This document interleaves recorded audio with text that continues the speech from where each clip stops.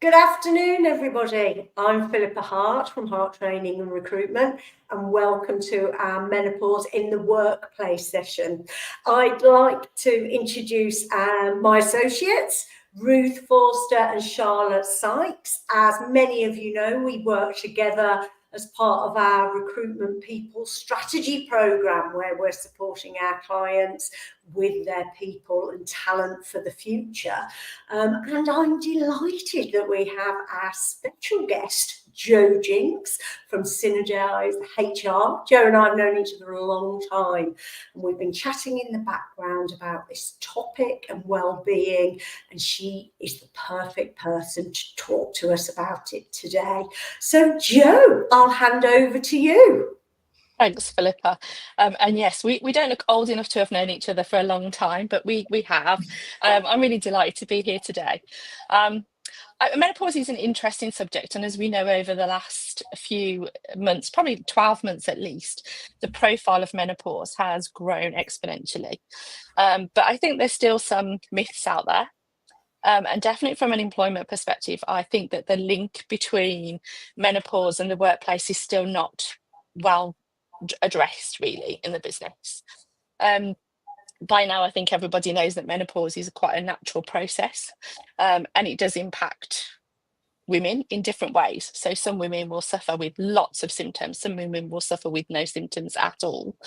But even so, there's still a responsibility for the business and the individual to be able to manage that in the workplace, because ultimately what we want is an engaged workforce, don't we? We want to have open communication, and what we don't want is we don't want to create an environment of fear. We don't want managers to fear having a conversation, and we don't want women and anyone else who's going through menopausal symptoms to have fear of not being able to raise their concerns or even be really open and honest about their symptoms and take the accountability for that. Obviously, there's a legal side, as you know, with most HR things, there's a legal side that we have to consider. So menopause in itself is not characterised as a protective characteristic from an equality perspective. But as with most medical conditions, it's how that manifests itself. So there are hundreds probably of symptoms of menopause that could be classed as a disability. And I guess that's where I would start from a legal perspective. If menopause symptoms have a long-term and substantial impact on a woman's ability to carry out their normal day-to-day activity, then these could be considered a disability. If they come and go, they may not be classed as a disability. And then once they are classed as a disability, then the individual that's suffering with those symptoms, and I don't know about you, but I hate using the word suffering with those symptoms. But if they're suffering with those symptoms for that sustained period, then they would have a disability and therefore would have protection from an equality perspective under the Equal Act. And they would be able to claim against a business that didn't make reasonable adjustments or didn't make any adjustments or have any conversations with them to help them go about their day-to-day work in a positive way and make reasonable adjustments, which is one of the biggest parts of dealing with anybody who has got any kind of medical condition. We know also now that the new government are going to bring in a requirement for businesses to who have at least 250 employees, I should say, to have an annual menopause action plan. And that's announced as part of the Make Work Pay plan. But also it will be part of the Employment Rights Bill, which has had its first reading in Parliament today. So it'd be really interesting to see what the requirements of that are. However, it probably will upset quite a few of my HR clients, my HR colleagues at this point, when I say to you that menopause is one medical condition in the workplace. And for me, menopause has to be viewed in a bigger picture. It has to be viewed as part of a well-being process, because there are lots of conditions that people suffer with in their day-to-day life and in the workplace. And we know that mental health is an ongoing concern for businesses and for individuals. So I'm not particularly a fan of having a separate menopause policy. What I'm a fan of is having a well-being policy that raises the awareness of menopause as it would with any other medical condition. And I really encourage my clients to think about it in the broader perspective. I'm a menopausal woman myself. and I would know from my perspective what reasonable adjustments I would like my employer to make. And they could be very simple things. But we have an assumption as an individual and as an employee that our manager will know exactly what they need to do. And we have an assumption that our manager will know what reasonable adjustments I need. But how many times do we know managers are put into positions and not provided the training and education that they need to be able to have these conversations? So if the manager's not got the education and the knowledge and the individual thinks they have, there's always going to be a disconnect between the two. So I'm very much encouraging employees to have some accountability. So tell me what would be reasonable for you. So for me, I tend to recommend that businesses use a reasonable adjustment plan, which is something that I developed with an organisation last year, which was very beneficial for them. And it basically allows an individual to say, these are my symptoms. This is how it impacts me on a day-to-day basis. And I think this is what could be reasonable from your perspective as a business and a manager to help me so that I can come to work every day, continue to function as best as I can, but know that I've got your support to be able to function.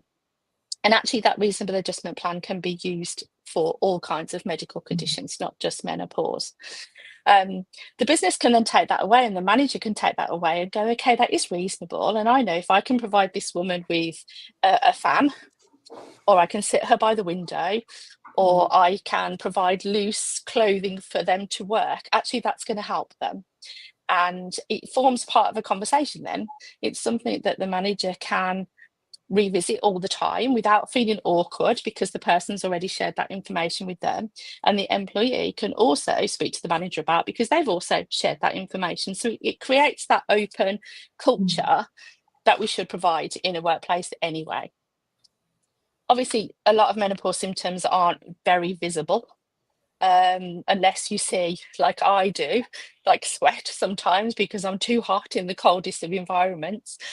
So we can't, as I said, assume that managers will know that someone's going through the menopause. And also, I would not encourage managers to say to a woman, "Are you menopausal?" Because that's not the best way to create that conversation. Education is absolutely. Can I just say that it's very interesting how, I know I'm generalising now, but as another woman may think it's acceptable to say that to somebody, but it isn't. But it is a challenge when, if you see a colleague that you know isn't very well, and how to broach that if they haven't come forward about it, and you can see it's affecting their performance, and you need to bring the topic up with that individual. Absolutely. It is, and it's about wording, isn't it? I've seen lots of managers trip over their wording because they worry about what they're going to say. Because ultimately they think, I don't want to get into trouble, and I don't want the business to get into trouble, and is it going to create a liability issue? But it's as simple as saying, if you've noticed something, I've noticed some changes in your engagement with work, or I just wanted to check in because you're not yourself. Is there anything you need? Is there anything we can do to help you? Which starts the dialogue. And not every woman knows that they're perimenopausal or menopausal. They just might feel weird. They might just feel like they can't handle things that they used to feel that they could handle previously. But it's not acceptable to kind of say directly, are you going through the menopause, or have you been to see your GP? Because even those words themselves can be quite emotive, can't they? So Jo, can I ask that? I think the idea of having menopause as part of a wider well-being plan sounds brilliant. Absolutely. If you have a reasonable adjustment plan for the menopause, how regularly would you then advise somebody to be able to go back to it? Because as you're saying, we're talking, some people here, menopausal symptoms might change day to day, they might change monthly, so how would you advise a team to keep that as an open working document rather than something that's just gone back to and referred to at reviews? Yeah, it's a really good question. And I think some of that depends on what processes you have in place yourself already as a business. So if you have monthly check-ins or monthly well-being meetings, or, how are their employees dealing with their normal day-to-day objectives, it forms part of that conversation.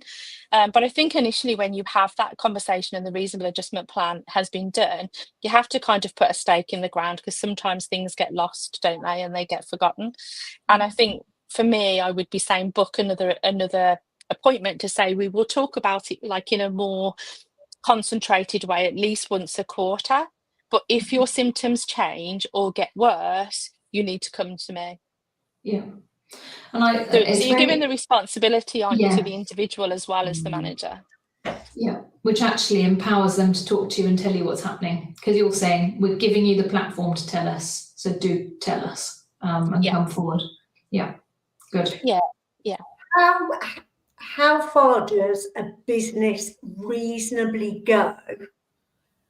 Because you're still trying to make it commercially viable with an individual. And I think that's a real challenging balance, isn't it? Yeah, I think the term reasonable adjustment is just that. It's what's reasonable to me may not be reasonable to my manager or the business, and vice versa. And some of the things that we consider from a medical condition perspective when we look at reasonable adjustments is like, is there a cost to the business, and can the business sustain that cost? So at the end of a reasonable adjustment plan, you would have a list of things that would be reasonable. So the things like a fan and those sort of things would be relatively low cost to the business. Providing an air conditioning unit just for that person next to their desk might be a bit extreme and costly. Yeah. So you would determine as a business that's not reasonable. But in terms of like the time frame for that, Philippa, I think it depends on how severe the person's symptoms are and the impact that it's having on their work. So at some point you might be having a conversation about, a flexible working request to change someone's hours for a short period of time, or for a longer period of time. You may be looking at changing the duties that they undertake. But again, it's a very much of a balance.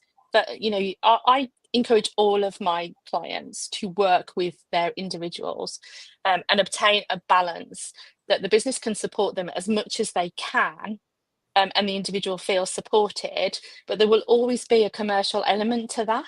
Mm. It's the same with sickness, isn't there? You if someone has a medical condition which means that they have to have time off regularly, as a business, you're encouraged, if you use absence triggers, for instance, as a business, it would be reasonable for you to stretch your absence triggers for someone with a medical condition where their sickness is out of their control to a period of time. And at that point, you would probably do a capability review for that person to see whether you can sustain that level of absence. And that's where the commercial element fits in. And I would say that menopause is exactly the same. You would stretch what you would normally offer somebody to support the person who's going through menopausal symptoms. And as we know, as we've said, that could be like 15 years of someone's life that they're going through perimenopause and menopause. If you're a small business, you're not going to be able to sustain a high level of reasonable adjustments, because of the cost might actually be quite a burden to you. So as a business owner, I would say to you that get advice, obviously, from a HR consultant to support you, but also look at what is reasonable to you as a business and what can you do to support, and be open and honest about that and get an agreement to that, but evaluate it on an ongoing basis. Great. Just before there's Ruth. Oh, sorry, Charlotte. I was Can I just ask going to one? say, anyone's got any questions that they want to put to Jo, just pop them in the group and I'll let Jo know. Jo, I was just going to maybe more of an observation than a question is, I think, and I don't mean to sound cynical by this, by the way, it's well, it's a really tricky situation, isn't it? These two are laughing at me trying to find my words for obvious reasons. Everybody, we might, we can have a discussion around that too. We're forgetting what we're saying and why we've got into rooms. How do we support people who might not know what support they need? And that's it, because I think, you hear the discussions around menopause and people saying actually symptoms change, they feel very different days. They might not know what support they need. Yeah. How to what extent can a business advise on what support might be helpful to them? Do you cross the boundary? Does a business need to have an external party and menopause support for that employee to have an intermediary? Or, because I think that's it, particularly within a small business, you know, you might have somebody there who has an employee who's there on their knees going, menopause has hit me and I don't know whether I'm coming or going. And then you've got somebody who's never been in a position where they've had to face somebody going through the menopause. You know, they might have never been literally at the coalface fit. So how do we manage that dialogue?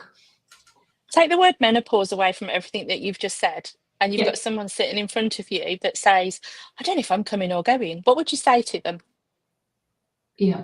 I would be saying, what do you mean? How do you mean you don't know if you're coming or going? Well, I feel a little bit disorganised. Well, tell me how you're organising yourself at the moment.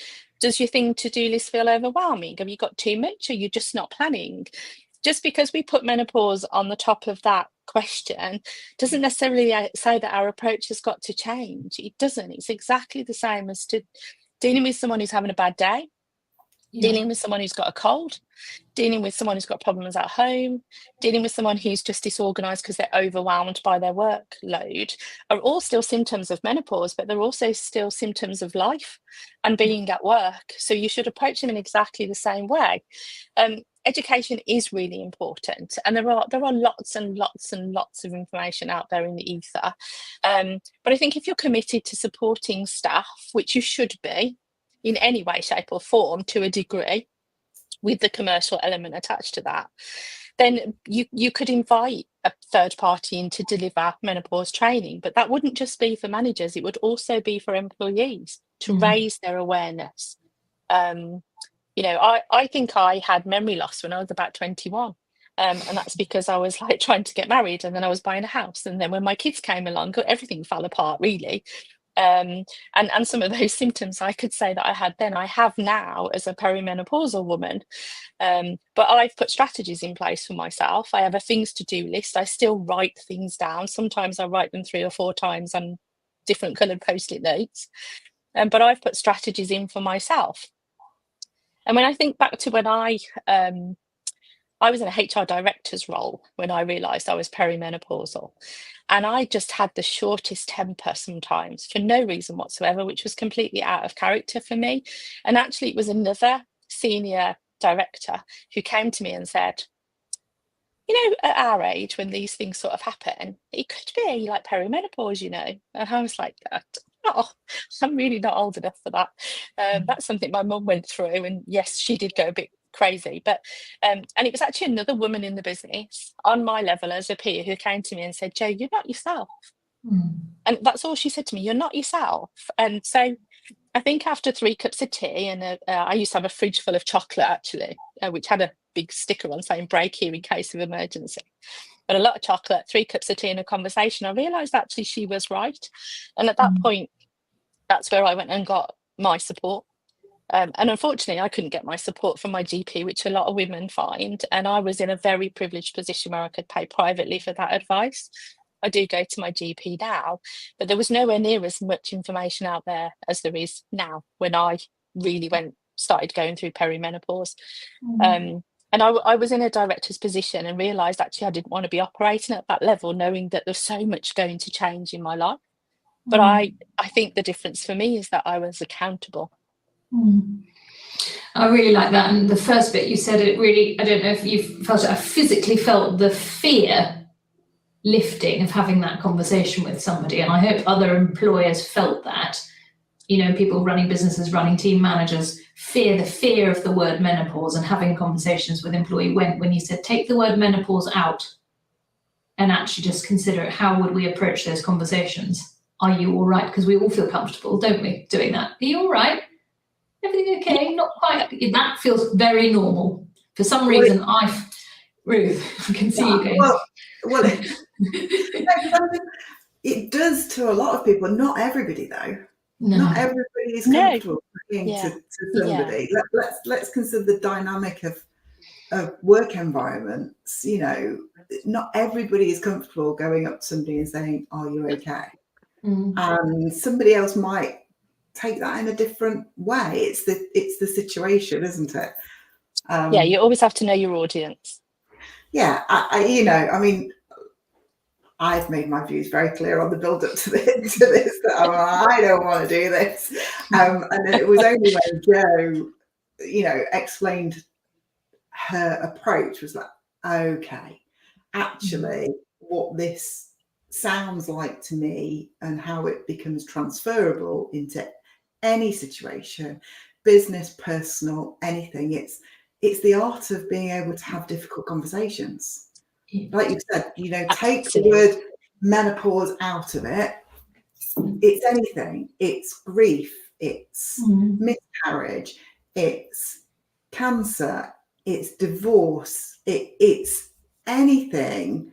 It's underperformance. It's conflict. The art of being able to have a conversation that's in difficult circumstances. And I think a lot of people would look inwardly and say, yeah, I'm not great at that. But that's then transferable. That's why when you talked about it's a well-being plan, we all want the best. Most human beings want the best for other human beings in personal and professional life. So yeah, that having a well-being plan for people within your organization, that speaks to me. But I think underpinning all of this is people struggle to have difficult conversations. Absolutely. And that for me is the thing. And I think that's fair to say for most managers struggle to have difficult conversations regardless of what the topic is. And I think the only way to remove the pressure of that is to remove the labels that we keep attaching to different things, which is why I like saying well-being, because it's a rounded thing. It's a rounded view, and managers will spend their life in training every single day to learn about the next medical condition and the next level of mental health issues. Whereas if you're looking at things holistically and you're looking at the rounded well-being view, that's what we should be training managers in. It's having that conversation, having a difficult conversation, how to approach it, what's the end result of that conversation, and how do we get to that point? But also educating employees. It's everybody's responsibility for maintaining well-being in the workplace. Yes, employers have a lot more liability from a legal perspective, but actually, as a human being and as an individual and a menopausal woman, I am responsible for myself. And if I need help and I need support, I might not recognize it straight away. So I have my support network around me. But I am responsible also for saying, this is what I need right now. But I think then that goes back to Charlotte's point at the very beginning, is when these things happen, and again, we can say menopause, whatever, anything else that happens, we might be in a very alien situation as an individual. So as we get, some people are born sensible and switched on. I definitely was not one of those. It's taken me a long time to understand myself, never mind everybody else. But you go through and then you suddenly, you're responsible for yourself. We know that, and most people do know, I need to understand what's happening to me, whatever that might look like. But actually getting to that point of what is happening is quite difficult. And there is this period, isn't there, of, well, as an individual, you're not 100% sure what's happening. And then so you have no idea how to then articulate that. Never mind then have the art of the difficult conversation. There's just all of these layers. But I think that, that responsibility of something isn't quite right, but I am accountable to now try and look at how I can help myself, which then helps whatever community at that point you're in, whether that's your community at home, with your friends, within work. It's all the same, isn't it, as human beings? It is. I think so, absolutely. And don't get me wrong, I'm probably not sounding like a normal HR person at this point, but You know, as an employer of choice, of course, I would want to really support all of my staff, all of them, regardless, to be the best version of themselves at work, achieve what they wanted to do at work. And I would want to support any kind of medical condition that anybody had that was suffering with at that time, or was going through at that time. But that's because that's my value set as an employer. That's what I want. And each individual employer will have their own value set. And if we want to attract people and we want to retain people, we do have to do some things to show people that these are the things that we will do.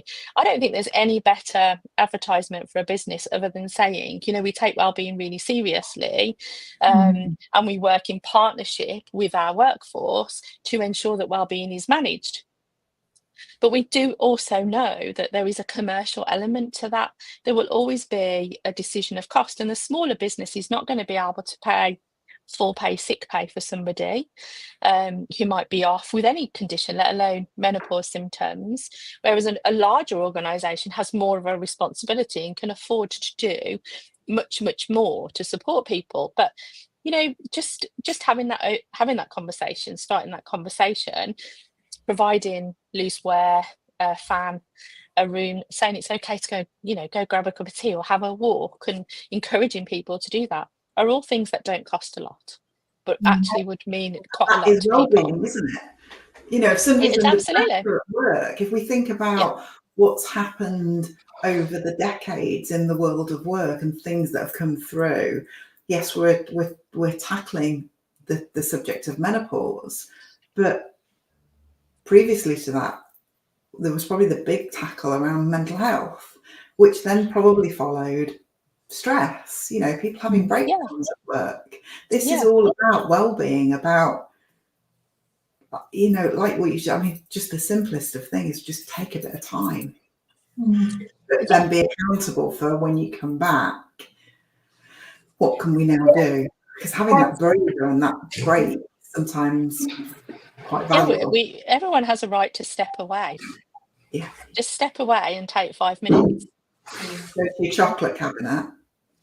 I so miss that fridge. Yeah, exactly. Maltesers for me every time. You know, just that's it. I was going to say thanks to Fiona for her note on being accountable for your own situation. And I think it's about work colleagues, team working, and sometimes individuals sat there, if they're seeing a colleague not being themselves, they know them better than anything, and encouraging them to speak up. Because managers are, well, a bit like school teachers nowadays. There's lots of expectations, isn't there? You've got to do your job. And unfortunately, sometimes people may miss stuff, you know, and this all comes down to leadership training and what you should be expected to see in an individual and their change in behaviour. But as a colleague, encourage a colleague, if you can see they're struggling, to go and speak to their boss and have a conversation. So can I just, there is something on that. So I don't naturally talk about stress levels. I don't talk about what's bothering me because of my family upbringing. You know, everybody has a different upbringing and there's things that they're used to and they feel comfortable with. I think it's quite an interesting thing. So if I didn't feel particularly comfortable sharing about it, that's hard for a manager to manage me if I am not willing to share that. And I just wonder whether there's a space. So many years ago when I did my coaching qualifications, one of the things I had to do was I had to be coached. So not only was I coaching, I had to be coached for somebody else on the course to practice their coaching skills. It is quite a skill and quite you have to be trusting, you have to be willing to be vulnerable to want to share. So I wonder if there's a space then actually for leadership and management to actually, as well as having menopause training, wellbeing training, actually to have wider training around those coaching skills, which is the skill of allowing somebody else the talking whilst you ask questions that allow them to come forward. Because But I think there is a bit of a space, because otherwise you're just, feel free to come and talk to me. I'd be like, yeah, great, cool, thanks. That would be the end for me. Yeah, that would not encourage me to come. I just wouldn't. It's just not in my nature. I do agree, Charlotte. I think leadership training, regardless of the size of your business, is really important. Yeah. And it is the ability to have a conversation and actually listen actively, rather than just trying to get to your objective that you've set for that meeting. Yeah. And so I think leadership training, it takes all shapes and sizes, doesn't it? But I think leadership training is really key for all businesses. The minute you start to employ someone, your first person is where you should be thinking about leadership training. What kind of leader do I want to be? Because leadership and management are two different things, So you should be thinking, what do I want to be? Yeah. I also think the word you've used there, Charlotte, that's the most powerful for me is trust. And that's across a whole organization. Yes, it comes down from the executives and the leadership team to make sure they the culture that they're building within their organization hopefully is one that is a trusting culture. But yeah, there's a legal requirement for trust. Is there? Your contract of employment, there's a legal requirement to trust each other as an employer and an employee. And either of the parties breach that trust, then it's a breach of contract. So your culture and the way that you approach people and the way that employees behave is built on trust. So it shouldn't be a shock to anybody. Yeah, it's something that you take for granted, isn't it? Now you're saying it, and of course it's in all of our contracts. Trust and confidence. Even in business to business, it's in it is. that side of things. But do you know how many companies do you know that have trust as a value? Even though it's an underpinning requirement of an employment contract. Yeah, I would say quite a lot of people that do actually. Yeah. I would say that they actually do, but what I haven't heard it recently, and I think this is my problem. This is my problem. Be warned, everybody, she's coming. It's coming. Trying to be so good. So am I. I'm on Ruth's side. So good, because it's just Now I've lost my thread of where we are. I think I want us to get back to basics. I think that's where I am with it, because I think there's all of these. I'm so glad we're doing this week, because we're not doing it on Menopause Day or I am going for it on mental health. I appreciate we have to be aware. I get all of that.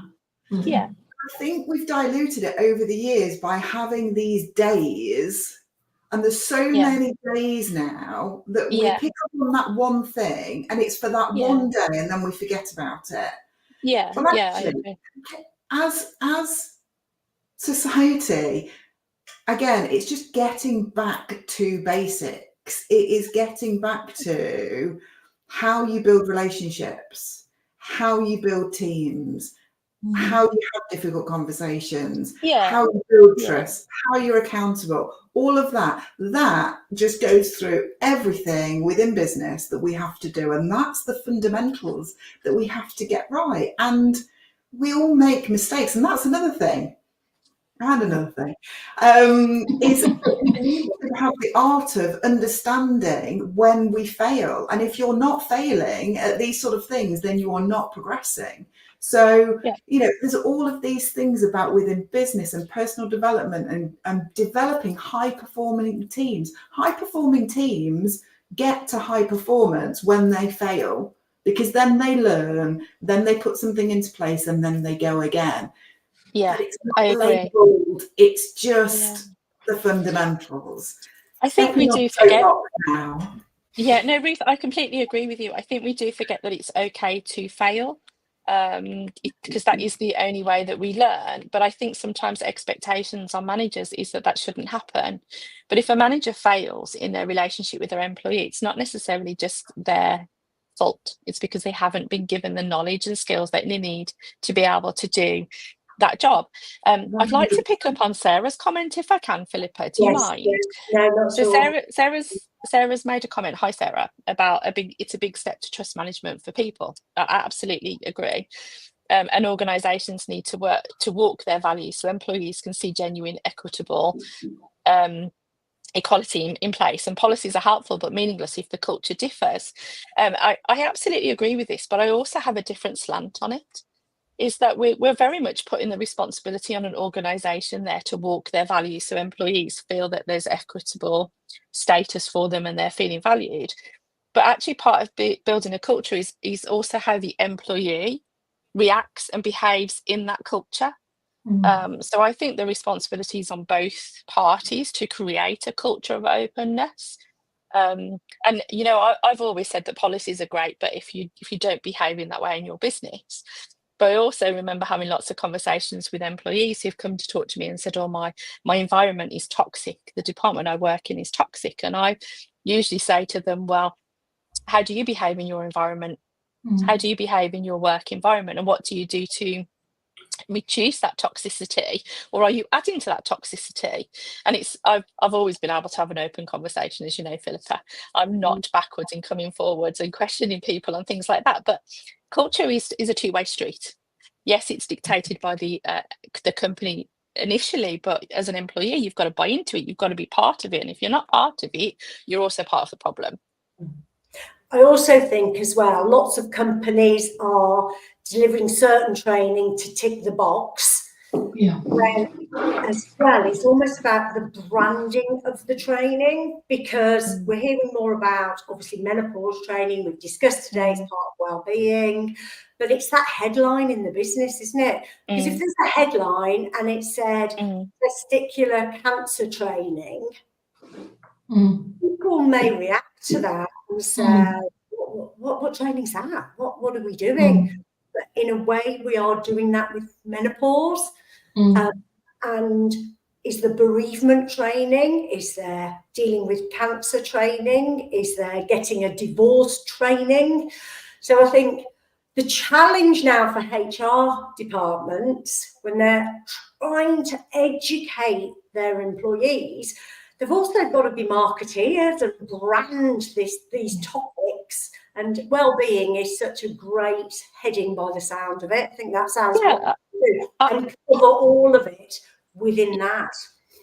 Yeah, and I think if I took all of the things that you just mentioned there and I listed all of the symptoms that I know that people suffer with, anxiety and depression or change at home, they would fit under every category of mental health or a medical condition or menopause or cancer or any of those things. So I don't feel there's a need to brand. I think there is a need to be broader in the view, because you can educate on that basis. You can educate. So if someone has depression, what can we do?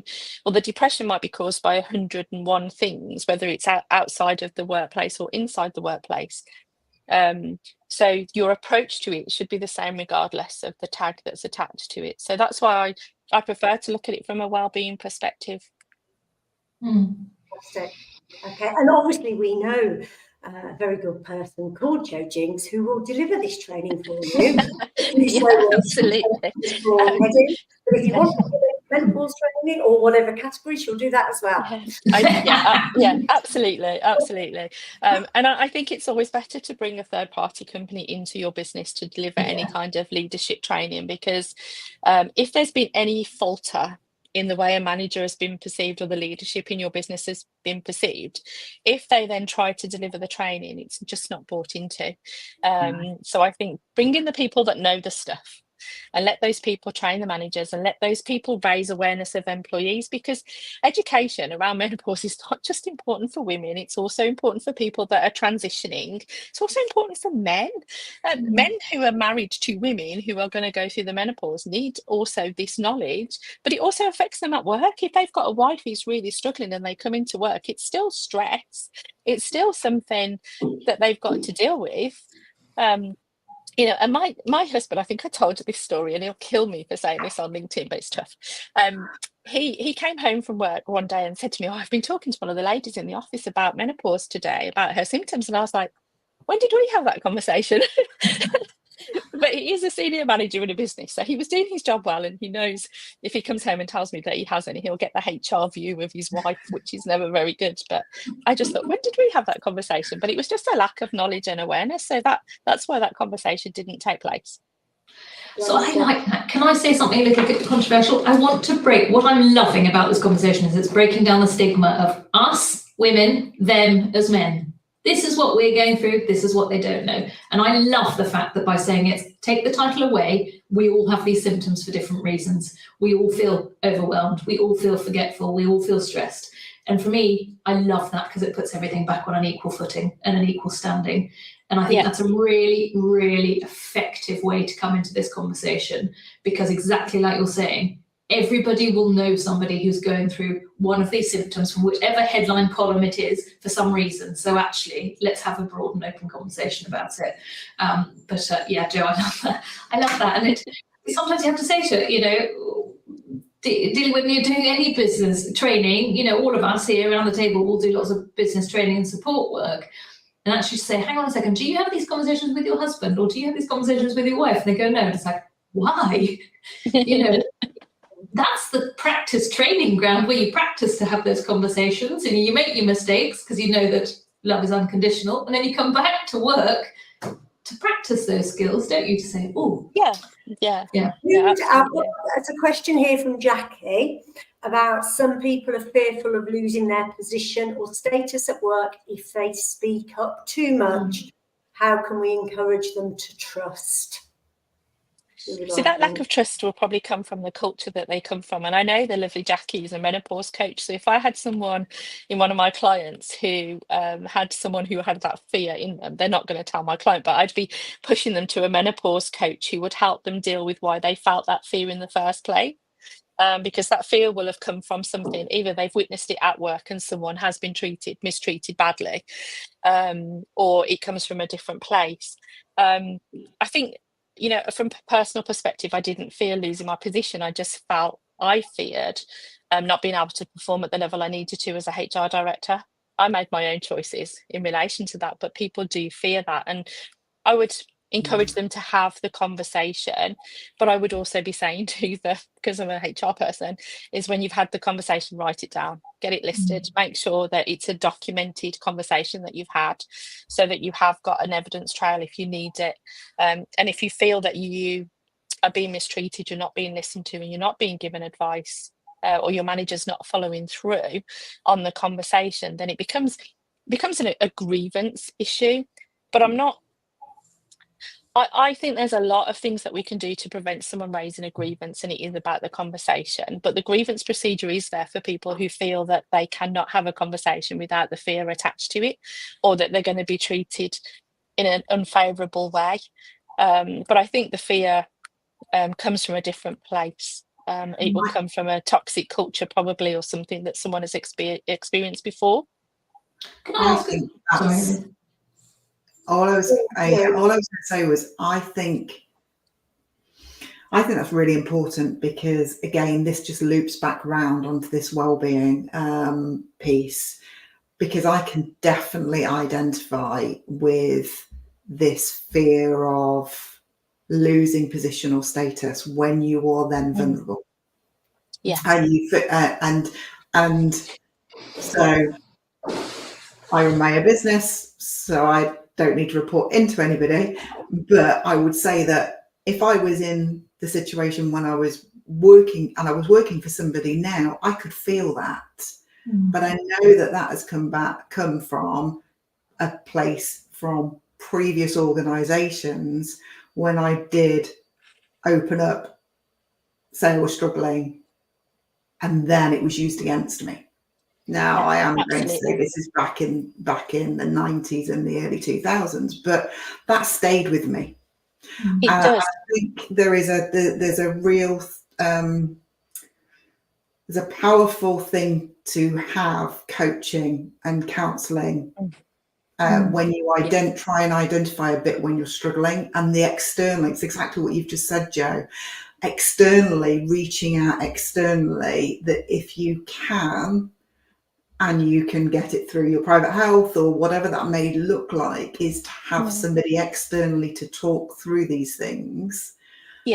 Sometimes if you've got great friends as well, they're great to lean on to, because they might have experienced things. But talking externally about something, because I think Jackie's point is really valid.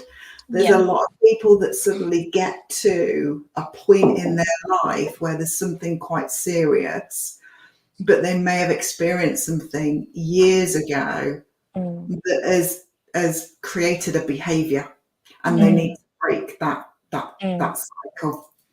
Yeah, absolutely. Can I pick up on something that Ruth said? Because actually it is linked to a question I wanted to ask. For business owners, I live in Northamptonshire. Northamptonshire's got the highest number of micro and small businesses in the country. We're a really entrepreneurial, really exciting kind of employment sector, which means lots of people work for themselves, lots of people work for someone else but associate with other businesses. That's just, but likewise, we've got huge national, well-known brands from Northampton. How, as a business owner or as a one-man band small business, Jo, do you think we manage that dialogue externally? Because obviously the support's there internally within a business. Just for the sake of it, Ruth, sorry, guinea pig for a second. Here's Ruth, been running a really, very successful business, really well known in the industry, really well known in the sector. Everything's brilliant, but she's the business owner. So obviously, how can a business owner ask for the same support from the team? Do they have to express some, very high, potentially what they see as high vulnerability to raise it? How would you advise that conversation? I would never let a manager show vulnerability in case they've got a tiger waiting in the background. I would always, I do get approached by business owners who feel like this. They may be going through the menopause. It may be overwhelming because they feel like they're, when you get to the top of the tree, it's a lonely place to be, isn't it? So I always recommend that they speak to a coach of some sort, whether it's a personal coach or it's a business coach, because that's the outlet. That's a peer group, that's a safe place for the business owner to be. I do encourage, though, however, from experiencing this when I worked for Severn Trent, I do encourage managers to say, I'm really sorry, I'm not feeling it today, so just bear with me. Or I'm a bit tired, so I'm just going to sit in here for an hour, just get myself together, and be open about that, because that actually then encourages an employee to come in and say, I'm not having a good day today, guys. I'm really sorry. If I snap, I'm really, really sorry. And I've always encouraged my teams to do that, because otherwise you sit there like a bear with a sore head and everyone starts judging you. Well, what's wrong with her today? Why can't I go in her office today? Why is the chocolate fridge been open all day? All of those sort of things. But I think for when you're a business owner, whether you're a standalone business owner or you're a business owner with a great amount of people working for you, I always say get a coach. Get a coach, someone that you can talk to on that level. It's a confidential conversation. They'll be on your side, but they'll also challenge you as well. I totally agree with that. I agree with the coach. I also agree with the coach side of things, because I think you need to start to understand who you are. And you need to understand, so there's different elements that you need to understand who you are as a leader, as an individual, a leader or a manager. When you're running a business, I think you need to understand who you are and the culture you want to set within your organisation. Because I'll throw an opposite situation to about, go in and say you're not feeling that great. I saw somebody speak probably about 12 years ago, and they said something to me, and my team know this. They said, if you're having a bad day and it's really bad, don't go in. Yeah, absolutely. Don't go in. And I sat there, I was like, this is before the days of remote working. I was like, wow, what? Okay. It's like, because the minute you walk in that door, as the leader of that organisation, all faces are on you. Yeah, they know. If it's something that you actually think, I just need to deal with this today, stay away. I think that's a great piece of advice. And I took that on because there were some certain times where I would be struggling, whatever it might be, and it will be, I'm not coming in today. Now, the team would know I'm not coming in today just meant I've got too much on and I need some breathing space. Yeah. But by coming in, if I'd got too much on, it's, as much as you try and hide it, you either overcompensate or it's visible over your face. Some companies have days, don't they? Don't they have a certain amount of days a year? Do they days? I've heard it recently. I'm not talking about not doing any work. I need is still to be, my head was still going 100 miles an hour. I just need to come in and by yourself. Yeah. I think it's right, Ruth, because ultimately you are the business owner and people will go, oh, as I said, I'm not going to go in there today. Whereas, you should stay away. People don't need to see it. They're looking at you for leadership all the time. They're looking for you to be bright, happy, driven, approachable, all of those sort of things. And if you've woken up that day and you're not feeling it and you're not going to be any of those things, there might be a situation that occurs that you can't control, Well, a big part of our training with leadership has been about controlling state. Yes. What I do with Fiona, because you have such a huge impact because people know you sometimes better than yourself. I'm going to go back to the chat. Sarah's got a great comment. So similar to mental health first aid is in the workplace, does Jo offer training for menopause champions in the workplace? I work with an amazing lady called Linda Bailey. Who works in businesses. She offers masterclasses around these sort of things. And I deliver a section for her, encouraging employees on how to raise menopause in the workplace for themselves. She does an amazing session on mental health. However, is this controversial to say that I don't believe that we should have a menopause champion? I think we have a well-being champion because that covers mental health, cancer, menopause, and any other medical condition. And let's give access to everybody in the workplace for someone to go and talk to, not just someone for menopause. Interesting. Thank you, Jo. And Sarah, home working has impacted on this. We know each other in different ways, so can't spot as easily someone who is struggling and also harder to access support. Isn't it funny how COVID catapulted us about 5 years in advance and made everybody work from home? Did anybody really train managers on how to manage people remotely? No. Did anybody really train managers on how to recognise signs over Teams that someone was struggling that day? Because sometimes you can't see that they've got the pajamas on underneath. They've got a nice tie on and a shirt, but they've got the pajamas because they're having a bad day.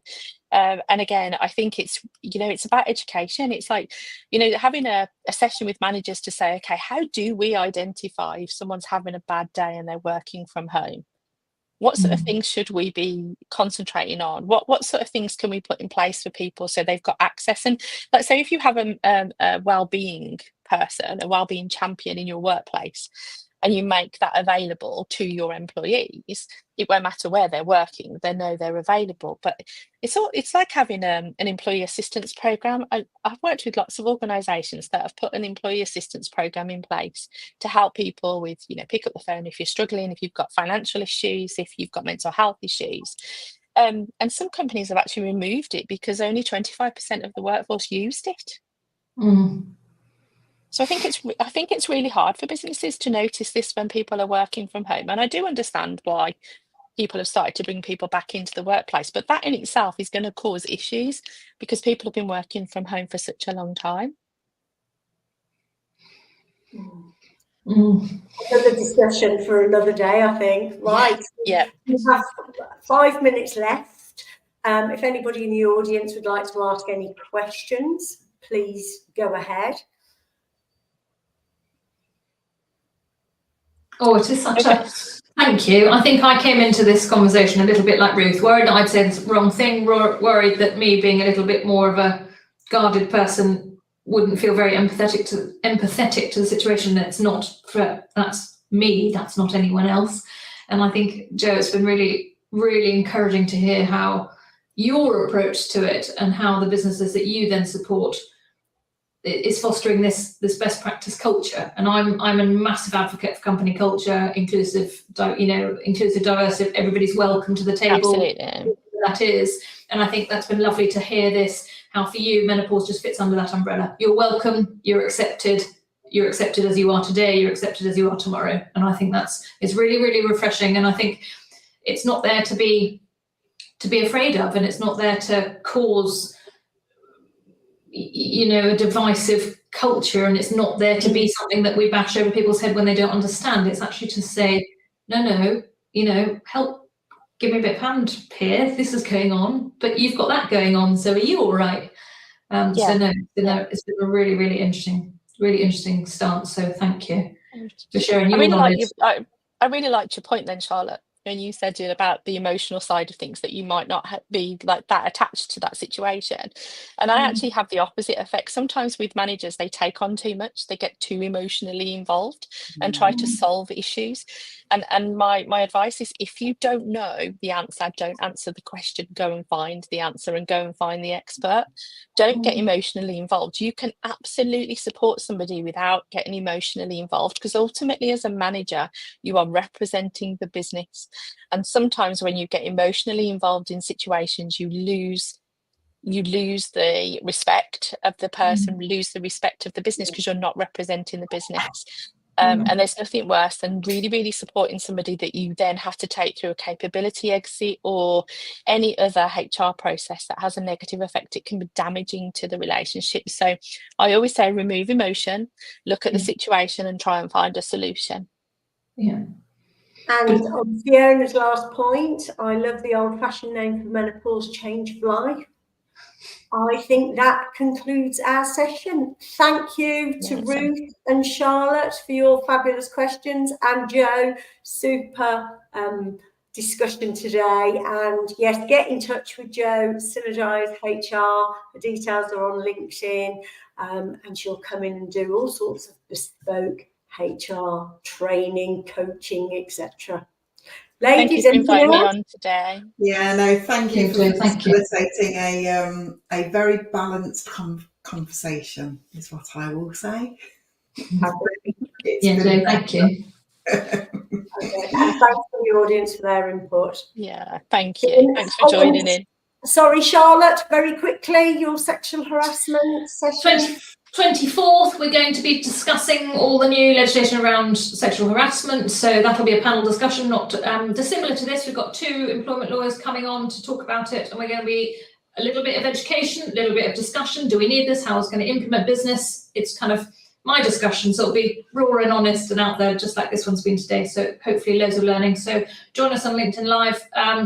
Philippa and Ruth, you will be there, but you will be there in the chat, I think, for this one, won't you, rather than actually on the panel. So we have Tracy Clay, who's somebody that the 3 of us work very closely with. She's going to be on as a co-lead, and then 2 employment lawyers. So really exciting. And that'll be advertised over the next couple of days. So please keep an eye out for that. Fantastic. Thank you, Philippa. Okay. Thank you, ladies. We'll see you soon. Thank you, guys. See you soon. Thanks. Bye. Bye. Bye.